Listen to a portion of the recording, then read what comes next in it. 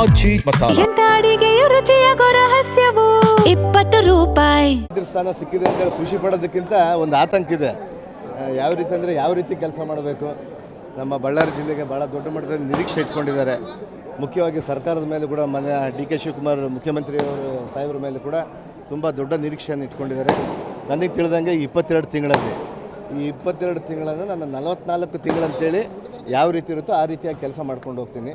ಅದನ್ನು 22 ತಿಂಗಳನ್ನು 44 ತಿಂಗಳಲ್ಲಿ ಎಷ್ಟು ಅವಧಿ ಇರ್ತಾವಲ್ಲ ಅಷ್ಟು ಅವಧಿಗೆ ಇಲ್ಲೇ ಕೆಲಸ ಮಾಡ್ತೀನಿ ಅಂತೇಳಿ ಹೇಳಿ ಇವತ್ತು ನಮ್ಮ ಸಮಗ್ರ ಬಳ್ಳಾರಿ ಅಭಿವೃದ್ಧಿಗೆ ಹಗಲು ರಾತ್ರಿ ಇವತ್ತೇನು 24x7 ಅಂತೀವಲ್ಲ ಅದೇ ರೀತಿಯಾಗಿ ಕೆಲಸ ಮಾಡ್ಕೊಂಡು ಹೋಗಬೇಕು. ಅದ್ರ ಜೊತೆಗೆ ಪಕ್ಷ ಸಂಘಟನೆ ಮಾಡಬೇಕು.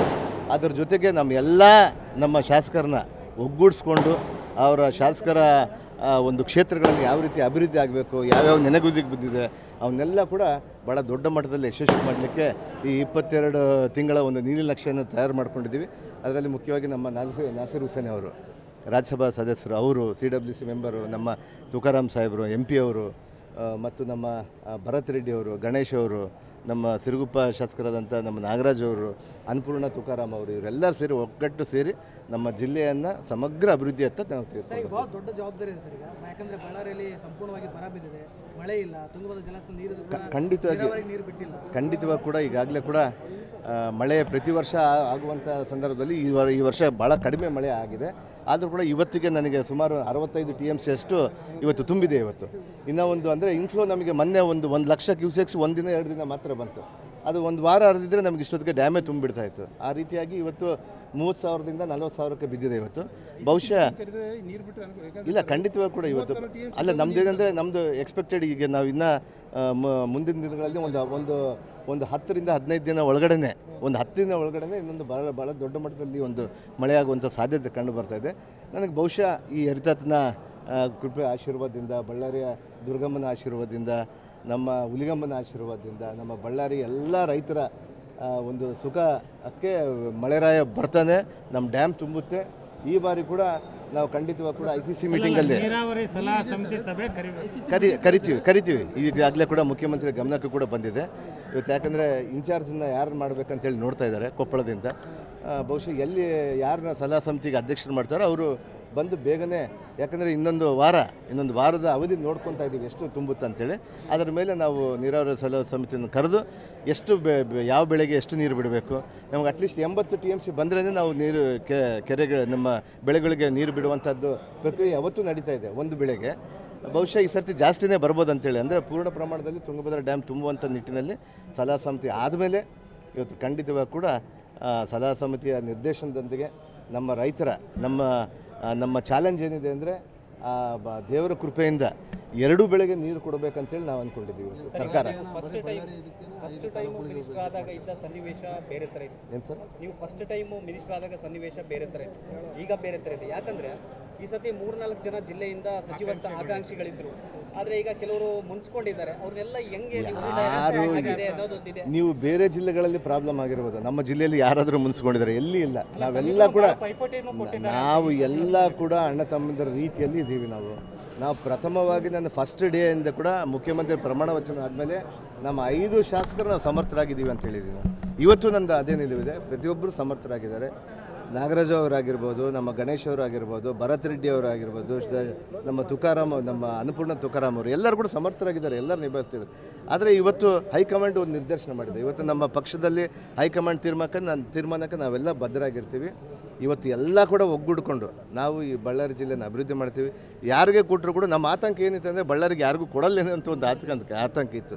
ನನಗೂ ಹಂಗೆ ಇತ್ತು. ಆದರೆ ಕೂಡ ಇವತ್ತು ನಮ್ಮ ರಾಜ್ಯದ ನಾಯಕರು ಮತ್ತು ನಮ್ಮ ಕೇಂದ್ರದ ನಾಯಕರು ಇವತ್ತು ದೊಡ್ಡ ಜವಾಬ್ದಾರಿಯನ್ನು ಕೊಟ್ಟು ಕಳಿಸಿದ್ದಾರೆ. ಎಲ್ಲರೂ ಒಗ್ಗೂಡಿಕೊಂಡು ನೀವು ಇವತ್ತು ಖಂಡಿತವಾಗಿ ಕೂಡ ನಾನು ಚಳಿಗುರಿಕೆ ದೇವಸ್ಥಾನದಲ್ಲಿ ಹೇಳ್ತಾ ಇದ್ದೀನಿ, ಹರಿತಾತನ ದೇವಸ್ಥಾನದಲ್ಲಿ ಇವತ್ತು ನಾನು ಹೇಳ್ತೀನಿ 2028ನೇ ಚುನಾವಣೆಯಲ್ಲಿ 5-5 ಯಾವ ರೀತಿ ನಾವು ಬಹುಮತದಿಂದ ಗೆದ್ದಿದ್ವೋ ಅದಕ್ಕಿಂತ ಒಂದು 10,000 ಜಾಸ್ತಿಯಲ್ಲಿ ಕೂಡ ಪ್ರತಿಯೊಬ್ಬ ಶಾಸಕರು ಕೂಡ ಗೆಲ್ತೀವಿ.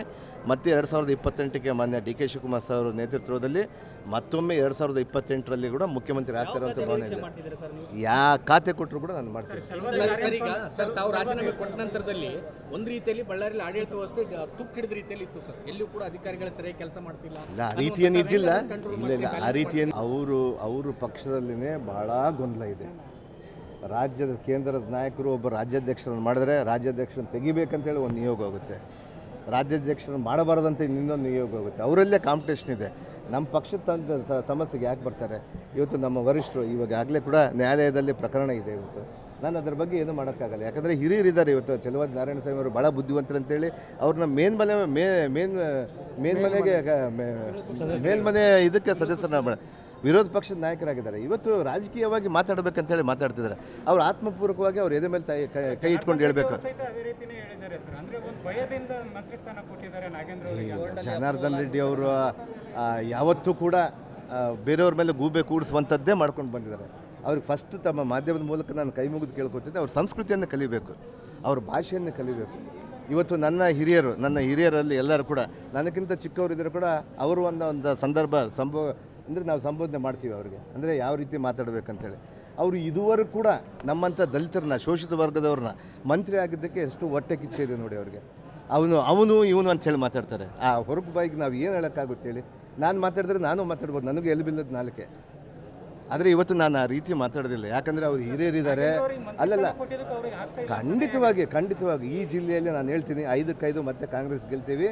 ನನ್ನ ನೇತೃತ್ವ ಅಂತಲ್ಲ, ಸಾಮೂಹಿಕ ನೇತೃತ್ವದಲ್ಲಿ ಮಾನ್ಯ ಡಿ ಕೆ ಶಿವಕುಮಾರ್ ಸಾಹೇಬರ ನೇತೃತ್ವ, ಮಲ್ಲಿಕಾರ್ಜುನ ಖರ್ಗೆ ಸಾಹೇಬರ ಒಂದು ನೇತೃತ್ವ, ಮುಖ್ಯವಾಗಿ ನಮ್ಮ ಸಿದ್ದರಾಮಯ್ಯ ಸಾಹೇಬರ ನೇತೃತ್ವದಲ್ಲಿ ಈ ಜಿಲ್ಲೆಯಲ್ಲಿ 5-5 ಮತ್ತೆ ನಾವು ಗೆಲ್ತೀವಿ ಅನ್ನುವಂಥ ಭಯ, ಆತಂಕ ಅವ್ರಿಗಿದೆ. ಇವತ್ತು ಖಂಡಿತವಾಗಿ ಮುಂದಿನ ದಿನಗಳಲ್ಲಿ ನಾನು ಈ ದೇವಸ್ಥಾನದ ಆವರಣದಲ್ಲಿ ಹೇಳ್ತೀನಿ, ಖಂಡಿತವಾಗಿ ಕೂಡ ಅವ್ರು ಏನು ಮೊನ್ನೆ ಸದನದಲ್ಲಿ ಕೂಡ ಏನೇನೋ ಮಾತಾಡ್ತಾಯಿದ್ರು, ಅದಕ್ಕೆಲ್ಲ ಕೂಡ ನಾವು ಸ್ವೀಕಾರ ಮಾಡಿದ್ದೀವಿ. ಅವ್ರು ಏನೆಲ್ಲ ಕೇವಲ ಒಬ್ಬ ದಲಿತ, ಒಬ್ಬ ಹಿಂದುಳಿದವರು ಇವತ್ತು ಮತ್ತೆ ಜಿಲ್ಲೆಯ ಮಂತ್ರಿಯಾಗಿ ಇವತ್ತು ಮತ್ತೆ ಇಲ್ಲಿ ಮಂತ್ರಿಯಾಗಿ ಬಂದಿದ್ರಲ್ಲ, ಅದು ಹೊಟ್ಟೆ ಕಿಚ್ಚು ಅವ್ರಿಗೆ, ತುಂಬ ಹೊಟ್ಟೆ ಕಿಚ್ಚು. ಅಯ್ಯೋ, ವಿಜೇಂದ್ರ ಅವ್ರ ಬಗ್ಗೆ ಹೇಳಬೇಕಂದ್ರೆ ಭಾಳ ಸಾಕಷ್ಟಿದೆ. ಅವ್ರ ಬಗ್ಗೆ ನಾನು ಹೇಳೋಕ್ಕೆ ಇಷ್ಟಪಡೋದು. ನಮ್ಮ ಮುಖ್ಯಮಂತ್ರಿಯವರು ಅವರೆಲ್ಲ ಕೂಡ ಈಗಾಗಲೇ ಕೂಡ ಅವ್ರಿಗೆ ಆನ್ಸರ್ ಕೊಟ್ಟಿದ್ದಾರೆ. ಅವರು ಯುವಕರಿದ್ದಾರೆ, ಅವರು ಅಳೆದು ತೂಗಿ ಎಲ್ಲ ತೆಗೆದು ಮಾತಾಡ್ಕೋಬೇಕಾಗುತ್ತೆ. ಅಂದರೆ ನಮ್ಮ ಪಕ್ಷದಲ್ಲಿ ಹಂಗಾದ್ರೆ ನಮ್ಮ ಪಕ್ಷದವ್ರಿಗೆ ಮಂತ್ರಿನ ಮಾಡಿದ್ರೆ ಅವರೆಲ್ಲ ಕೂಡ ಹಂಗೆ ಮಾಡಿದ್ರ? ಇಲ್ಲಿ ಅಲ್ಲ, ಈ ಸಂವಿಧಾನ ಹಂಗಾಗಕ್ಕೆ ಸಾಧ್ಯನಂದ್ರೆ ನಾವು ಅಳೆದು ತೂಗಿ ಇವತ್ತು ಯಾರಿಗೆ ಮಂತ್ರಿ ಮಾಡಿದ್ರೆ ಅಲ್ಲಿ ಒಳ್ಳೆಯದಾಗುತ್ತೆ. ನಾವು ಸಾಮಾಜಿಕ ನ್ಯಾಯದೊಂದಿಗೆ ನಾವು ಮಾಡ್ಕೊಂಡು ಹೋಗಿದ್ದೀವಿ. ಇವತ್ತು ನಮ್ಮ ಕಾಂಗ್ರೆಸ್ ಪಕ್ಷ ಯಾವತ್ತೂ ಸಾಮಾಜಿಕ ನ್ಯಾಯ ಜೊತೆಗೆ ಇರುತ್ತೆ. ಇವತ್ತು ಆ ಕಾರಣಕ್ಕಾಗಿಯೇ ಎಲ್ಲರನ್ನ ಪ್ರತಿಯೊಂದು ಜಿಲ್ಲೆಯಲ್ಲಿ ಕೂಡ ಯಾವ ರೀತಿ ಮಾಡಬೇಕು. ಇವತ್ತು ಕಳೆದ ಒಂದು 30 ತಿಂಗಳಲ್ಲಿ ಕೂಡ ಕಳೆದ ಬಾರಿ ನಾವೇನು ಮಾಡಿದ್ದೀವಲ್ಲ, ಅವತ್ತಿನ ಸಂದರ್ಭದಲ್ಲಿ ಕೂಡ ಅವತ್ತು ಕೂಡ ಅಳೆದು ತೂಗು ಕೊಟ್ಟಿದ್ರು. ನೀವು ಹೇಳ್ತಿದ್ರೆ ಓಕೆ, ಈಗ ಅಷ್ಟೆಲ್ಲ ಅವರು ವಿರೋಧ ಪಕ್ಷದವರು ಮಾತನಾಡ್ತಾ ಇದ್ರು ಕೂಡ ಕೇವಲ ನಾಗೇಂದ್ರ ಅವರು ಅಷ್ಟೇ ಮಾತಾಡೋದು. ಈಗ ಅವ್ರ ಪಕ್ಷದಲ್ಲೂ ಕೂಡ ಜೈಲಿಗೆ ಹೋಗಿ ಬಂದಿದ್ದಾರೆ, ಕ್ರಿಮಿನಲ್ ಹಿನ್ನೆಲೆ ಇರ್ತಕ್ಕಂಥವ್ರು. ಹೇಳ್ತೀನಲ್ಲ ರೀ, ಇವಾಗ ಹೇಳ್ತೀನಲ್ಲ, ನಾವು ಹೇಳಿದ್ರೆ ಇವತ್ತು ವಿಜೇಂದ್ರ ಅವರ ತಂದೆಯವ್ರ ಬಗ್ಗೆ ಕೂಡ ಮಾತಾಡಬೇಕಾಗುತ್ತೆ. ಅದು ಪೋಕ್ಸೋ ಕೇಸಲ್ಲಿ ಅವರು ಇದಾಗಿದ್ರು. ಅವರು ನಾವು ಹೇಳ್ಬೋದು ಅದನ್ನೆಲ್ಲ ಕೂಡ. ನಾವು ಕೆಸರಲ್ಲಿ ಕಲ್ಲು ಹಾಕುವಂಥ ಕೆಲಸ ಮಾಡೋದಿಲ್ಲ. ಒಬ್ಬ ದಲಿತನಾಗಿದ್ದರೂ ಕೂಡ, ಒಬ್ಬ ಹಿಂದುಳಿದವನಾಗಿದ್ರು ನನಗೆ ಬುದ್ಧಿ ಇದೆ, ನನಗೆ ತಲೆ ಇದೆ ಯಾವ ರೀತಿ ಮಾತಾಡ್ಬೇಕಂತೇಳಿ. ಅವ್ರು ಇಲ್ಲಿ ಸಲ್ಲದ ಕಾರಣ ಅವ್ರಿಗೆ ಕಿವಿಗೆ ಬಂದು ಯಾರನ್ನು ಹೇಳಿದ್ರೆ ಅದನ್ನು ಪ್ರೂವ್ ಕೊಡಂತ ಹೇಳ್ರಿ, ಮಾಡಂತ ಹೇಳ್ರಿ. ಅವ್ರು ಯಾರು ಹೇಳ್ತಾರೆ? ಖಂಡಿತವಾಗಿ ನಮ್ಮ ಮುಖ್ಯಮಂತ್ರಿಯವರು ಎದೆ ತಟ್ಕೊಂಡು ಹೇಳಿದ್ದಾರೆ.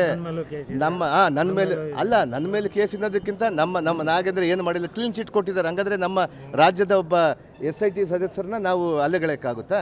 ಇವರು ಕೇಂದ್ರ ನಾಯಕರು ಅವ್ರು ಏನೇನೋ ಮಾಡ್ಕೊಂಡ್ರೆ ಅವರು ಸಂಸ್ಥೆಗಳನ್ನು ಅವ್ರ ಕೈಯಲ್ಲಿ ಏನಾದರೂ ಮಾಡ್ಕೊತಾರೆ ಅವರು. ಅದಕ್ಕಾದರೂ ಕೂಡ ಅದಕ್ಕೆಲ್ಲ ಒಂದು ನ್ಯಾಯ ದೇವತಿದೆ, ನ್ಯಾಯಾಲಯದಲ್ಲಿ ಪ್ರಕರಣ ಇದೆ. ಆ ಪ್ರಕರಣದೊಂದಿಗೆ ನಾನು ಮಾಡ್ಕೊಂಡು ಹೋಗ್ತೀನಿ. ಸಿದ್ದರಾಮಯ್ಯನವರು ಹಿಂದೂ ರಾಷ್ಟ್ರ ಆಗಬಾರ್ದು, ಆದರೆ ಜಾತಿ ವ್ಯವಸ್ಥೆ ಮತ್ತೆ ಮುಂದುವರಿಸುತ್ತೆ, ಹಿಂದೂ ರಾಷ್ಟ್ರ ಆಗೋದಕ್ಕೆ ನಾವು ಬಿಡುವುದಿಲ್ಲ. ಇಲ್ಲ, ಬಹುಶಃ ನಾನು ಅದನ್ನು ನೋಡಿಲ್ಲ, ಅದು ಯಾವ ಕಾರಣಕ್ಕಾಗಿ ಹೇಳಿದ್ದಾರೆ ಅಂತೇಳಿ. ನಾನು ಹೇಳ್ತೀನಿ ಒಂದೇ, ನಮ್ಮ ಕಾಂಗ್ರೆಸ್ ಪಕ್ಷ ಯಾವತ್ತೂ ಹಿಂದುತ್ವ ಪರವಾಗಿರುವಂಥದ್ದು. ಹಿಂದುತ್ವ ಅಂದರೆ ಇಡೀ ಪ್ರಪಂಚದಲ್ಲಿನೇ ಹೆಸರುವಾಸಿಯಾಗಿರುವಂಥದ್ದು ಒಂದು ಹಿಂದುತ್ವ ಅಂದರೆ ಏನಂದರೆ ಎಲ್ಲರನ್ನ ಒಗ್ಗೂಡಿಸ್ಕೊಂಡು ಹೋಗೋದು. ಆದರೆ ಇವತ್ತು ಕೆಲವರು ರಾಜಕೀಯ ಇಚ್ಛಾಶಕ್ತಿಗಳಿಗೆ, ರಾಜಕೀಯಕ್ಕೆ ಉಪಯೋಗಿಸ್ಕೊಳ್ಳೋಕ್ಕೆ ಇವತ್ತು ಕೇಂದ್ರದಲ್ಲಿರುವಂಥ BJP ಪಕ್ಷದವರು ಕೋಮುವಾದಿ ಪಕ್ಷಗಳನ್ನು ಇವತ್ತು ನಮ್ಮ ಭಾರತದ ಒಂದು ಸಂಸ್ಕೃತಿಯನ್ನು ಒಗ್ಗೂಡಿಸುವಂಥ ಇರುವಂಥ ಒಂದು ಒಂದು ಭಾವನೆಯನ್ನು ಇವತ್ತು ಕಿತ್ತು ಬೇರೆ ಬೇರೆ ಮಾಡ್ತಾ ಇದ್ದಾರೆ. ನಾವು ಹಿಂದುತ್ವ ಅಂಥೇಳಿ ಒಂದು ಪಕ್ಷದ ಸಿದ್ಧಾಂತಗಳಿಗೆ ಬದಿಗೊತ್ತಿಲ್ಲ, ನಾವು ಅದಕ್ಕಿಂತ ಜಾಸ್ತಿ. ನಮ್ಮ ಮುಖ್ಯಮಂತ್ರಿನ ತಾವೇ ನೋಡ್ತೀರಿ, ಎಷ್ಟು ಗುಡಿಗಳಿಗೆ ಹೋಗ್ತಾರೆ, ಎಷ್ಟು ಗುಂಡಾರುಗಳಿಗೆ ಹೋಗ್ತಾರೆ, ಹೋಮ ಹವನಗಳು ಮಾಡ್ತಾರೆ. ನಮ್ಮ ಮುಖ್ಯಮಂತ್ರಿಗಿಂತ ಹಿಂದುತ್ವನ?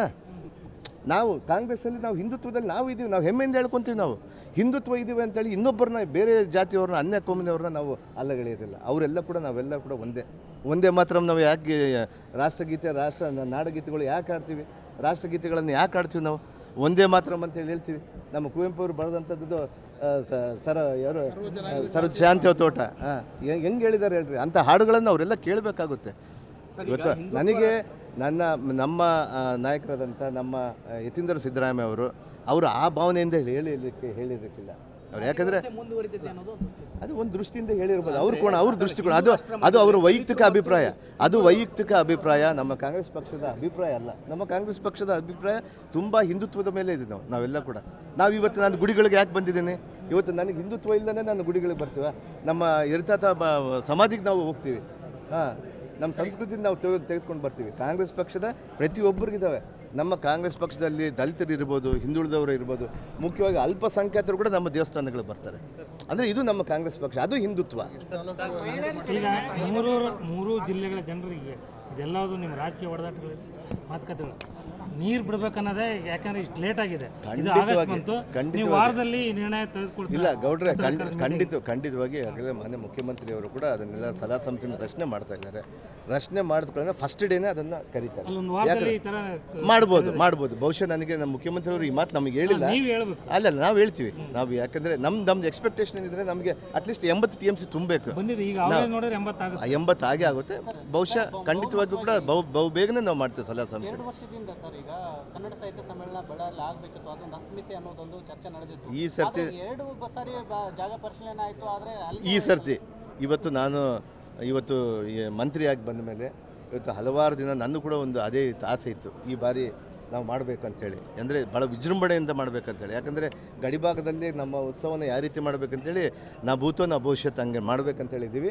ಖಂಡಿತವಾಗಿ ಮುಂದಿನ ದಿನಗಳಲ್ಲಿ ಮುಖ್ಯಮಂತ್ರಿಯವ್ರ ಜೊತೆಗೆ ಮಾತಾಡಿಕೊಂಡು ಅದು ಇನ್ನೊಂದು ಏನಂದರೆ ಅದರಲ್ಲಿ ಏನೋ ಟೆಕ್ನಿಕಲ್ ಪ್ರಾಬ್ಲಮ್ ಇತ್ತು, ಸಾಹಿತ್ಯ ಪರಿಷತ್ನ ಪ್ರಾಬ್ಲಮ್ ಇತ್ತು. ಹಂಗಾಗಿನೇ ಅದನ್ನು ತೊಂದರೆ ಆಗಿತ್ತು, ಡಿಲೇ ಆಗಿದೆ. ಅದೆಲ್ಲ ಆದಮೇಲೆ ಸಾಲ್ವ್ ಆದಮೇಲೆ ಮುಗಿತೆ. ಅದಾದಮೇಲೆ ಮಾಡ್ತೀವಿ. ಇಲ್ಲ 5 ತಾಲೂಕುಗಳು ಮಾಡ್ತೀವಿ ಇವತ್ತು. ಯಾಕಂದರೆ ಕೆಲವು ಕಡೆ ಬೇರೆ ಮಂಗಳೂರು ಆ ಕಡೆಗೆಲ್ಲ ಅತಿವೃಷ್ಟಿಗಳಾಗಿದೆ, ಇಲ್ಲಿ ಅನಾವೃಷ್ಟಿ ಆಗಿದೆ. ಇವತ್ತು ನಮ್ಮ ತಾಲೂಕುಗಳಲ್ಲಿ ಯಾವತ್ತೂ ಕೂಡ ಕೃಷಿ ಭೂಮಿಗಳಲ್ಲಿ ಪ್ರತಿ ಸಂದರ್ಭದಲ್ಲಿ ಇದೇ ರೀತಿ ಇರುತ್ತೆ. ಇವತ್ತು ನಾವು ಜಿಲ್ಲೆಯ ಆಡಳಿತಕ್ಕೆ ಎಚ್ಚೆತ್ಕೊಂಡು ಇವತ್ತು ನಾವು ಅವರೆಲ್ಲ ಕೂಡ ಅಧ್ಯಯನ ಮಾಡ್ತಾಯಿದ್ದೀವಿ. ಪ್ರತಿಯೊಂದು ತಾಲೂಕಲ್ಲಿ 2 ಕಡೆ ನಾವು ವಿಸಿಟ್ ಮಾಡ್ತಾಯಿದ್ದೀವಿ. ಇವತ್ತು ಬಳ್ಳಾರಿ ಮತ್ತು ಗ್ರಾಮಾಂತರದಲ್ಲಿ ಮಾಡ್ತೀವಿ. ನಾಳೆ ಸಿರುಗುಪ್ಪ ಮಾಡ್ತೀವಿ. ನಮ್ಮ ಶಾಸಕರು ಗಣೇಶ್ ಅವರು ಕೂಡ ಹೇಳಿದ್ದಾರೆ ಕುರುಗೋಡು ಮಾಡಬೇಕಂತೇಳಿ. ಮೊನ್ನೆ ನಮ್ಮ ಅನ್ನಪೂರ್ಣ ತುಕಾರಾಮ್ ಅವರು ಹೇಳಿದ್ದಾರೆ, ಅಲ್ಲಿಗೂ ಕೂಡ ನಾಳೆ ಮಾಡ್ತೀವಿ. ಸರ್, ಈ ಜಿಲ್ಲೆಯಲ್ಲಿ ತೀವ್ರ ಬರಗಾಲ ಇದೆ, ಹಾಗಾಗಿ ಬರಗಾಲ ಅಂತಂದ್ರೆ ಬರ ಜಿಲ್ಲೆ ಘೋಷಣೆ ಮಾಡಬೇಕಂತೇಳಿ ಬಿಜೆಪಿ ಅವರು ನಿರಂತರವಾಗಿ ಪ್ರತಿಭಟನೆ ಮಾಡ್ತಾರೆ. ಅಲ್ಲಿ ನೋಡಿ, ಅದಕ್ಕೊಂದು ಇಲ್ಲ ಅದಕ್ಕೆ ಇವತ್ತು ನಾವು ಬಂದಿರೋದು. ಬರೋದು ಯಾವ ರೀತಿ ಅಂದರೆ 2.5 ಮಿಲಿಮೀಟರ್ ನಮಗೆ ಬರಬೇಕು. ಕಳೆದ 21 ದಿನದಲ್ಲಿ ಅಟ್ಲೀಸ್ಟ್ 2.5 ಮಿಲಿಮೀಟರ್ ನಮಗೆ ಮಳೆ ಆಧಾರಿತ ಬಂದಾಗ ಆ ರೇಷಿಯೋ ಮೇಲೆ, ಆ ಪ್ರೋರಾಟ ಮೇಲೆ ನಾವು ಮಾಡ್ತೀವಿ. ಅದಕ್ಕೊಂದು ಮಾನದಂಡಗಳಿದ್ದಾವೆ ಬರ ಘೋಷಣೆ ಮಾಡಬೇಕಂದ್ರೆ. ಇವತ್ತು ಬರ ಘೋಷಣೆ ಮಾಡಿದ್ರೆ ಕೇಂದ್ರದಲ್ಲಿ ಕಳೆದ ಬಾರಿ ನಾವು ಮಾಡಿದಂಥದ್ದನ್ನೇ ಕೊಡೋಕ್ಕಾಗಿಲ್ಲ. ನಮಗೆ ಕೇಂದ್ರದಿಂದ ನಮಗೆ ಹಣನೇ ಬಂದಿಲ್ಲ. ಆ ಕಾರಣಕ್ಕಾಗಿ ಬೆಳೆದು ಚಾಲೆಂಜಸ್ ಇದೆ. ನಾವು